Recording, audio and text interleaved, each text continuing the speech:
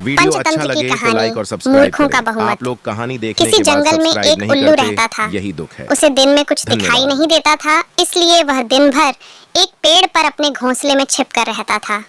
सिर्फ रात होने पर ही वह भोजन के लिए बाहर निकलता था। एक बार की बात के गर्मियों का मौसम था। दोपहर का समय था और बहुत तेज धूप थी। तभी कहीं से एक बंदर आया और वह उल्लू के घोंसले वाले पेड़ पर आकर बैठ गया।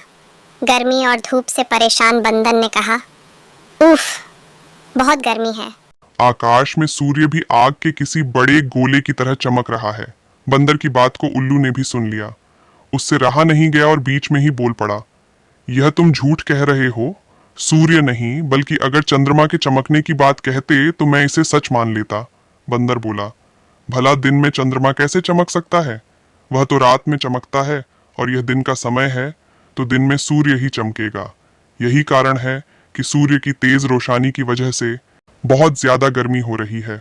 उस बंदर ने उल्लू को अपनी बात समझाने का बहुत प्रयास किया कि दिन में सूरज ही चमकता है, चंद्रमा नहीं, लेकिन उल्लू भी अपनी ही जिद पर अड़ा था। इसके बाद उल्लू ने कहा, चलो हम दोनों मेरे एक मित्र के पास चलते हैं, वही इसका निर्णय करेगा। बंदर और उल्लू दोनों एक दूसरे पेड़ पर गए। उस दूसरे पेड़ पर उल्लुओं का एक बड़ा झुंड रहता था। उल्लू ने सभी को बुलाया और उनसे कहा कि दिन में आकार में सूर्य चमक रहा है या नहीं, यह तुम सब मिलकर बताओ। उल्लू की बात सुनकर उल्लुओं का पूरा झुंड हंसने लगा। वह बंदर की बात का मजाक उड़ाने लगे। उन्होंने कहा, नहीं, तुम बेवकूफों जैसी बात कर रहे हो। इस समय आकार में तो चंद्रमा ही चमक रहा है और आकाश में सूर्य के चमकने की झूठी बात बोलकर हमारी बस्ती में झूठ का प्रचार मत करो।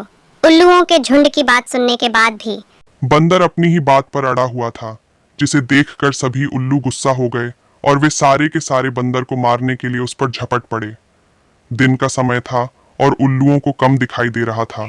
इसी वजह से बंदर वहां से बचकर भाग निकलने में कामयाब हो गया और उसने अपनी जान बचाई।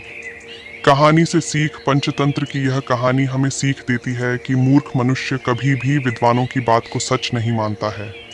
ऐसे मूर्ख लोग अपने बहुमत से सत्य को भी असत्य साबित कर सकते हैं। वीडियो अच्छा लगे तो लाइक और सब्सक्राइब करें। आप लोग कहानी देखने के बाद सब्सक्राइब नहीं करते, यही दुख है। धन्यवाद।